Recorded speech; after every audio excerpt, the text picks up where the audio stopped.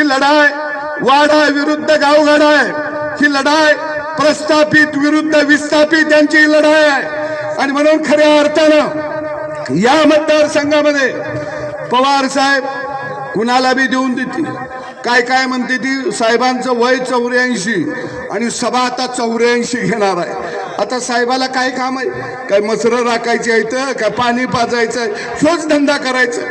पण साहेबाला मानावं लागेल, ह्या वयात बी आमच्या सारख्याला चान्स देण्यात झालाय। ह्या वयात अहो बाप पोरग कर्तबगार झालं की प्रपंच त्याच्या हातात देतं आणि का बसतं का नाही।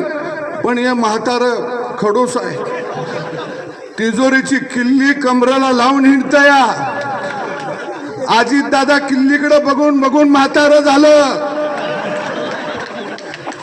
अजित दादाच्या लक्षात आलं हे म्हातार किल्ली देत कमराची काढत नाही, म्हणून दादा आता किल्लीला लोंबकाळत म्हणताय किल्ली तोडल्याशिवाय थांबणार नाही, कारण आता हे बाद झालं। अरे आम्हाला मी प्रपंच करून काय म्हातारा झाले प्रपंच करायचा का? आणि म्हणून दादा सुद्धा मोठ्या ताकदीनं खऱ्या अर्थानं विकासासाठी हे भारतीय जनता पक्षाबरोबर आले।